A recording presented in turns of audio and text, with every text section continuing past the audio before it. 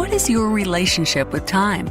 Are you wired and tired, stressed and overwhelmed, busy and going nowhere? Or just want to scale your business? Welcome to Take Back Time with your host, Penny Zenker. Penny focuses on books, strategies, tools, and tips to help you work smarter and approach your time more strategically. As a result, you can have more energy, focus, and get more done in less time. Be more efficient and effective. Get ready to take back time. Hello, and welcome to Take Back Time. My name is Penny Zenker, and I'll be your host. And today we're going to talk about the thing that everybody wants to do is do less and at the same time achieve more. Like, duh, of course we want that, but why can't we do it? So today we're going to talk to Ari Meisel. He's the founder of Less Doing, and he's got the answers to everything, or at least that core question of what we're looking for. So Ari, welcome to the show. Thank you very much. Always a pleasure to talk to you, Penny.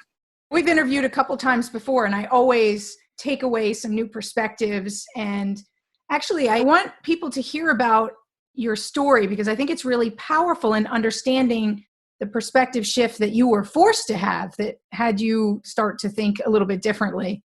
So why did you get in on this mission and this passion around doing less? Yeah, I feel like it's like some of the best businesses like choose you. They don't, not the other way around. I was working in real estate development in upstate New York and just working a very, very hard sort of lifestyle and was under a lot of stress. And when I was 23, I was diagnosed with Crohn's disease, which just really sort of knocked me down and made it pretty much impossible to work to create that kind of an output. So I had a lot less time, a lot less energy to get things done. And after a long process of self-tracking, self-experimentation, I was able to get off all my meds and start to overcome the illness. But the real strides came when I started to experiment with and create a brand new system of productivity, which I would call less doing, as in less doing, more living. And the overarching idea there was to show people how to optimize, automate, and outsource everything in their lives and businesses in order to be more effective. And so wait, before you go any further, let me interrupt you for 1 second, because I want people to think about, because I think this is an area of a huge perspective shift, is what if for some unforeseen reason, and I want the people who are listening, think about this, all of a sudden, instead of having 8 hours a day or however many you take, 15 hours a day to work, let's say that you only have 4 hours. Let's just do 4 hours. You have half a day. I know you might have even had less than that, but I want people to imagine what would happen in your perspective shift, in the way that you create priorities, in the way that you look at anything and everything that you do. Like, I think that in itself is just like an eye-opening wake up. Yeah, it's actually an important thing for people to think about. So the number for me was more like an hour. It's crazy. Like, how do you get anything done in an hour? Well, so the question actually at that point really becomes, what aren't you going to do? Which is nice. So I love doing that experiment with people because you say to somebody that works 9 to 5, for example, you say, look, you have to leave the office by 4 o'clock. What are you going to do differently? That's easy. Anybody will be like, oh, I'll skip lunch, or I'll shorten one call or whatever. But then you say, what would you do if you only had an hour? It's a totally different way of thinking about it. And it's a dramatic change, right? And it's that dramatic change that creates you to think differently. Like you said, incremental change doesn't really get us to think differently. It's really dramatic change. Do you know Snap-on tools? I haven't heard of that. What? So Snap-on tools is You can't buy them anywhere. Basically, there's a Snap-on tool truck that goes just to professional garages and stuff. And they're some of the best tools that you can buy. They're gorgeous. They have all these wonderful sets. It's wonderful. They're arguably some of the best tools there are for a car rather. But if somebody wanted you to work on a spaceship you couldn't use those tools, right? So those tools don't work in this scenario. Right. So that's the kind of thing. You have to come up with a completely new set of tools and completely new methods when that's the challenge. So that's a lot of my productivity advice, and a lot of the things that I teach people are very counterintuitive and very counter to what a lot of other productivity people teach. Interesting. That's good, right? And I just want to point out, when you talked about tools, I want everybody to also think about the main tool that we have, which is our brain, right? Is our mindset. So it also requires a different mindset.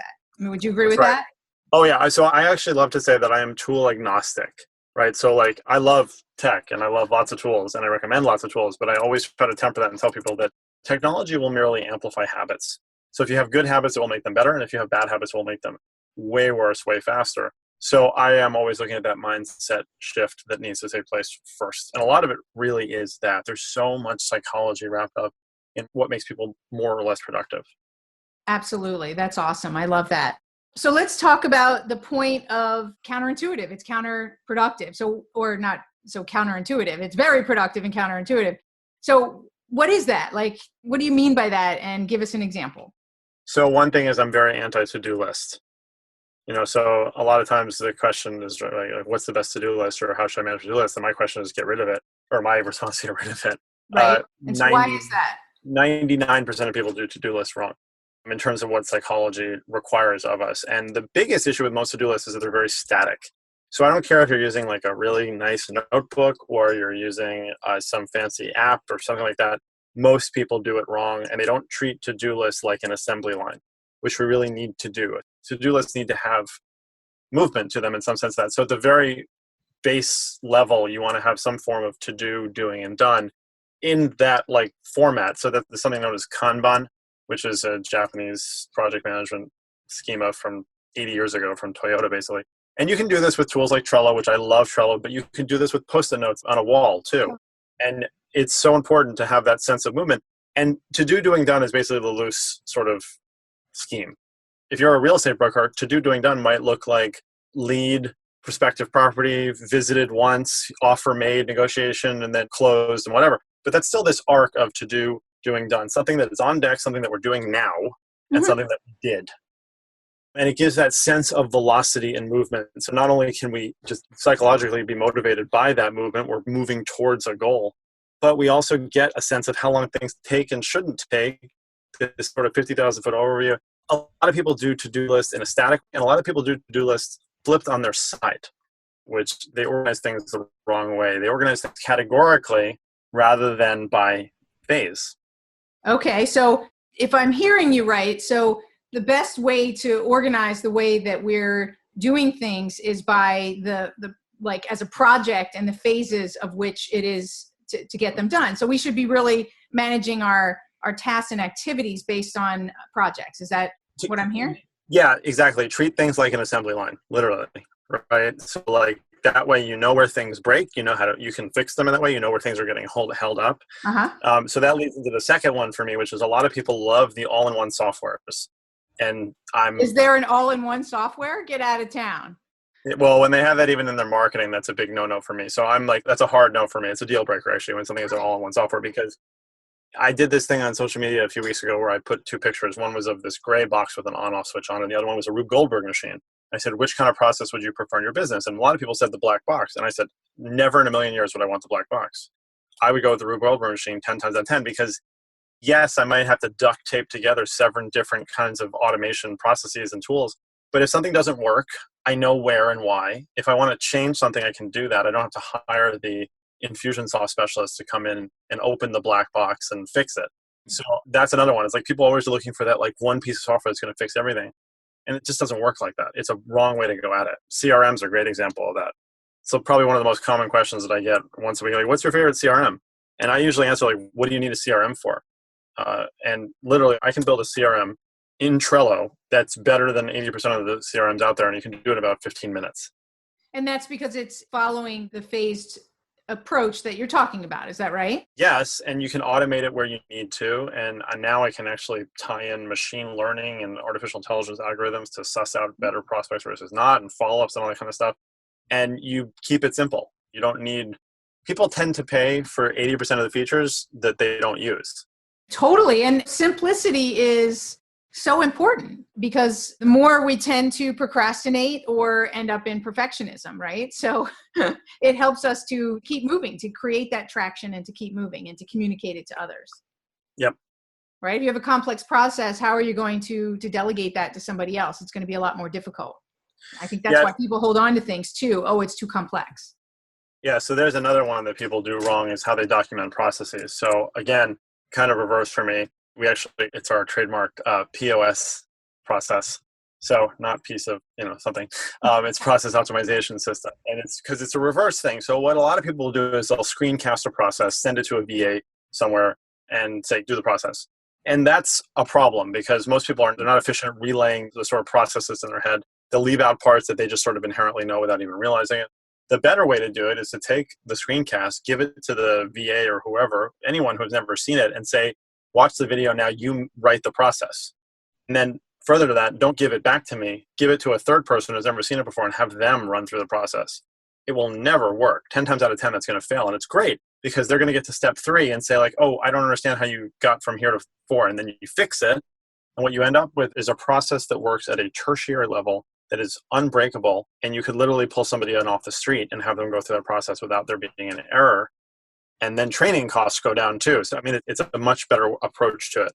Totally. I believe in that wholeheartedly because I've worked with a lot of entrepreneurs and business people who we needed to optimize the way that they were doing things and delegate certain pieces. And they didn't want to hand over the process and they didn't even know what the process was. And I had somebody follow them and document the process and ask them questions as they were going through, right? So that they didn't have to do it. So they felt, well, thank God, no, I don't mind doing it as long as I don't have to do it.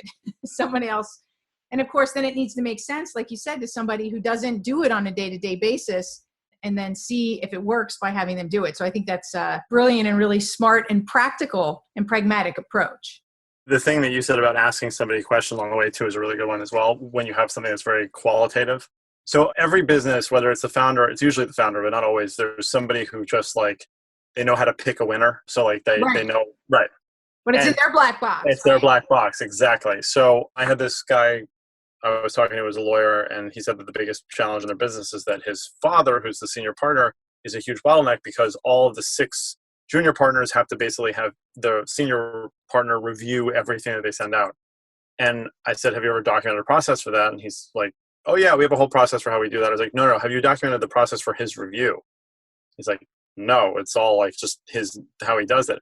I was like, just watch him do it and ask him why he makes a change here or a change there. And then you have a process. Right, exactly. Some of the best processes are the processes in people's heads, right? The way that's they're experts in their space and all that experience is in there and they don't know how to get it out, right? So it is through those questions that people can ask that make them then think about it. Like, oh, well, actually what I'm doing is I'm looking at X, Y, and Z, and then you break it down. Right. So I know you've dedicated so many years to this topic and you've got some great books out there. Little Birdie has it that you have a new book coming out. What's it's called? Well, you tell us about it. So it's called The Replaceable Founder. And so it's technically my 9th book, actually. And the focus really here is on business growth. So when Less Doing started, it was really around personal productivity, and there are 9 fundamentals to that system, which is what the first 2 books are based on. Now I've parlayed that into 9 fundamentals for growing a business, broken down into 3 main areas of communication, project management, and processes. And it's I've taught it as a course, and we've just seen really incredible results with the businesses that have gone through it. And a lot of it is about removing bottlenecks. And to me, I'm always trying to help people be as replaceable as possible without actually replacing them. And if you use that as a goal, you end up removing yourself as a liability from your company and everybody else. So I had a team of 7 people in my company 8 months ago, and now I have 3. And those 4 people replaced themselves, and the other 3 replaced themselves and then took on bigger things. So we're always trying to make people as replaceable as possible. And one of the metrics that we look at with our business as well as our clients is something called days to departure. So that's basically how many days you notice you'd have to give before you could go on vacation. And for me, it's 0, which is really great. And it should never be more than 3 or 4, basically. So the Replaceable Founder really helps you get out of your own way and let the natural growth that should be happening happen. And that's coming out in a couple weeks. Oh, that's awesome. So it's coming out in a couple weeks. Yes. So we're not quite towards the end. I want to pick your brain a little bit more, but where would they go to either reserve a copy or to get it when it's available? So the best place is to get on our mailing list. So people can actually go to less.do/penny. Less.do/penny. All right. Yeah. And so we have this blueprint that they can download there, but they'll get on the mailing list, and those are the people who are going to find out first about when it's available. And it should be, I think, just at end of September is when it'll be available on Amazon. Okay, awesome. And I want to, for you guys listening, you want to get on this list because Ari, you think differently, right? And I think that that is the way that people need to look at things. Like that's a really unique approach, is the days to departure and the value that that brings. Well, we all know when we go on vacation, we get a lot more productive, right? So you get in that vacation mindset to all of a sudden say no to a lot of things that aren't really important and so forth. But that idea of that the goal is to replace yourself is so important, because very often I see as well is that the owners of business or people in key roles, they get caught up in the minutia and things that really they shouldn't be caught up in, because they're the creative thinkers. They should be the ones that are troubleshooting and innovating and being free and flexible. And they're not able to be creative and free and flexible when they're in the minutia. Then they see the same perspective as everyone else in the company, right? And the only way to be able to get out of that, and I know that they do this in the military, and they teach that, because I just did a presentation workshop and they wanted me to integrate extreme ownership. And they talk about in the military how they do that so that the leaders aren't caught up in the minutia, and that they can see the project plan, right? The mission from a different perspective, so that they can identify where those bottlenecks are, for instance, and identify those things. So I think that's a super important point for all entrepreneurs and all business people to set up the processes and organize themselves in such a way that they can replace themselves. It's critical. Yeah. Again, it's if you're not replaceable, then you're a liability. It's just that simple. That's awesome. You're not replaceable. You're a liability. Love it. I got to write that down so that I can tweet it. Because I'm not multitasking while we're talking. I'm Fine by me. Women are better at it than men, so. That's what they say. I'd like to agree with that, but the scientists tell us that nobody's good at it, right? That's true. Nobody's actually good at it. Yeah. So it's one of those things, right? And maybe we can talk about that for a minute. It's one of those things that feels good, right? And you feel like it's making progress, or that like it's making you more productive, but it's not. How do we deal with those things where our brain tricks us and makes us think and feel good about it, but at the same time, it's creating more mistakes and actually counterproductive? Multitasking, you mean? Multitasking, but it shows up in other areas in our life too, doesn't it? Where it feels good, so we do it, so we think it's the right thing, but it's actually not bringing us closer to our goal. Like saying yes and getting into the minutia and taking over somebody's problem versus coaching them to solve it themselves. It's a constant struggle. Like it really is. And I fall prey to it every now and then as well. And you're human? Thank God. For the most part. I have 4 small children, so most of my humanity goes to them. But yeah, I mean, no one's perfect at it, right? It's just the thing is to recognize that and see, like, have a 20/20 hindsight vision, because a lot of people just sort of do it and then move on from it, and then they wonder what happened. Which is, by the way, like classic overwhelm, right? We as human beings we can handle a lot of crap being thrown at us, but we get on autopilot mode at some point, right? Like you hit your threshold, then you're just like, all right, I'm just dumping water on fires, right? I'm not actually thinking about it. I'm just going through the motions, and I'll get it done eventually. But it's never going to stop, and I'm never going to take that time to get out of the rut and figure it out.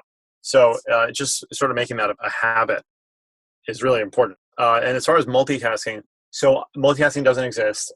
Parallel tasking is something that I do believe in. And parallel tasking is where you kind of just like flick the domino on several different things and let them go into motion, not dependent on you. And then you can go back to what you're doing. So it doesn't actually take away your focus from what you're doing, and you can set things in motion. That's my favorite thing. Like I love to delegate something and then to know that progress is happening and I'm not doing it. I love that. It makes me feel so good. So there's some sources that I use to make that happen. And yeah, I love it every time. And then when I get a delivery, I'm like super excited and proud of myself for just putting it in motion. Yeah.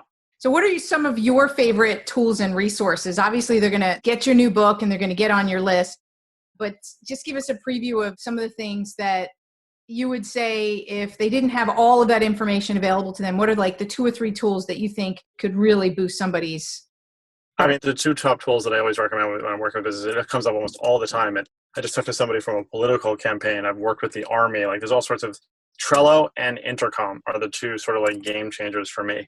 Intercom is basically turns company communications into a team sport, basically. And wouldn't that be cool? So does that make it fun? Is that what that means? Yeah, I mean, it definitely like gamifies it. There's no question. And then Trello is just, in my opinion, the best project management tool there is, and you can use it. It's so flexible. You can use it as CRM. You can use it for actual organization, for team project management, for personal task management. it's pretty essential. That's awesome. And, I just did actually doing a new series with product reviews, right? So that people can hear from people, not from the company that's producing the product, but from people who are using the product and how they're using it and what they're getting out of that. So how do you personally use Trello, for instance, that like if you say you use it for CRM, give us some insight as to how that's set up and how you make that work. So I have 3 main Trello boards that I use. One is called Talk Tuesday. So I do this thing every 2 weeks called Tech Talk Tuesday, which is like the newest productivity tips, articles, studies, apps that I found. And all of that is automatically populated for me by a machine learning algorithm that I created from a company, a service called Monkey Learn, which is an amazing thing. So Monkey Learn basically will look at blog posts from 200 different websites, as well as Product Hunt and a few other things. And based on how I've taught it that I pick things that I think are interesting, it populates that Trello board with cards for each item. And then I can go in and I can move it to basically the good list, or I can archive it. If I archive it, it goes back to the Monkey Learn algorithm and teaches it further that this was a bad one. And if I move it to the next list, it says that it's a good one, and it reinforces it that way. So, yeah. That's cool. That is really awesome. So you've automated that process. So you almost don't even write your blog. You just teach it. You invest in the teaching of the learning system so that you review it. It's not that you don't write it. You review it and then it goes up. Is that what it is? Yeah. And so it's actually something I do, it like a webinar every 2 weeks. So that's where that material comes from. And then we have a team board that's all of the tasks that we're working on as a team. So I can assign it to different people, see where I'm the bottleneck, where I'm responsible for things, where they are. And then I have a board that's just for members of my mastermind coaching program called the Listing Leaders, with literally, it's like a picture of each person and their sort of profile. And if, they have been with the program for 2 months, they're labeled as one thing. If it's 4 months, the labels automatically change. I can look at any given time and see who my newbies are and who my old ones are and whatever. It's great. And I have all their pictures in there. Cool. And so what tools would you use to have them change labels and things like that? Zapier, for sure. So Zapier is the glue that ties together all these other tools. That's awesome. And so do you work with a service, or you have people on your team that create these apps for you and create these integrations? Do I have what? Do you work with an outsourced organization, or do you work with somebody in your organization that creates the apps, and every time you have a new automation that makes that work for you? I definitely like to get under the hood. There's no question. But I've trained a couple people on my team they're really good with that. But there's also a service actually called Automation Agency that's based out of Australia that is great. They're $249 a month for unlimited automation tasks. They're pretty cool. So they can do Zapier, they can do Infusionsoft, they can do kind of any of those things as it were. So, but no, we do everything in-house now. Okay, cool. And I guess I was getting at that because there's a lot of people who are on the call who go, wow, this stuff is great. But the default in their mind goes, but I don't have the time, right? Or I don't have the skills to learn this new tool and then create this integration.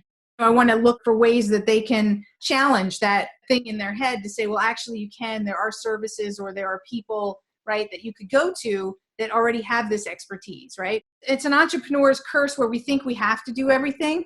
And I say we because I've gotten caught up in that. Like I said, I love to give things away when I can. And that's because I learned the hard way that I take too many things on. And I still do from time to time. So I have to look at where can I find somebody that can do this for me, that can do this specialized thing. Right. So you've got this automation agency. And I'll look for everybody who's listening, I'll look to get these links onto the blog post and the podcast so that you guys can get access to these. And of course, getting on Ari's list is going to get you access to what they do is they actually open up his head and they use a monkey learning tool to put a node to your head and to his head. That's what it is if you're in his mastermind, is they node it directly from his head to your head. I like to joke that I want to get to the point where my team just sort of rolls me out when they need me and then puts me away. That's awesome. Our time's coming to an end. I love talking to you and hearing about what you've got going. Is there any last words of wisdom, advice, or anything that you want to share with this audience before we sign out? Yeah, really quick, I would just say that the optimize, automate, outsource methodology is a really important, there's an order to that matters. And the reason that outsourcing is last is because it's supposed to be. A lot of people make a mistake by outsourcing first. So they'll just be like, I don't want to do this. I'm just going to hire someone to do it. and then you take something that you don't really understand or you're frustrated with and give it to somebody who has less information, context, and training than you do, and you expect this magical result. It's the reason why most people have bad experiences outsourcing. So you really have to start with optimization, looking at what you're doing, how you're doing it, intrinsically figuring out the inefficiencies in whatever process, then automate what you can, which nowadays is almost everything. And then that's when you look at giving it to some sort of outsource specialist or generalist. So keep that order in mind when you're looking at your business challenges. Totally. I was thinking about this today when I forget what I was doing, and I was thinking about sometimes to solve a problem, I just throw money at it, right? So that would be like outsourcing, just throw money at it and I'm bound to solve it. And really, we all know that doesn't work, right?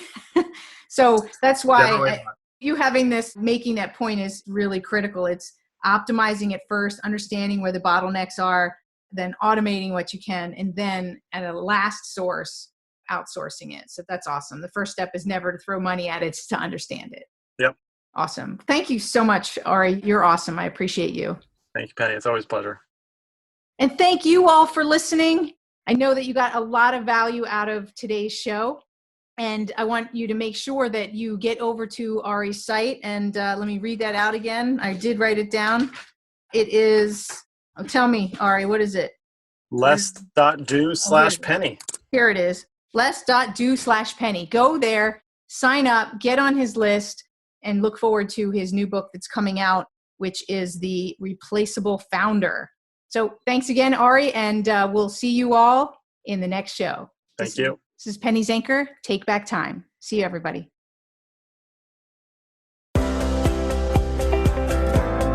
Thank you for listening. Today's topic is another opportunity for you to put the knowledge you learned into practice. Tune in again next week for more strategies that will help you have more energy and focus to get more done in less time, so you can continue to take back time.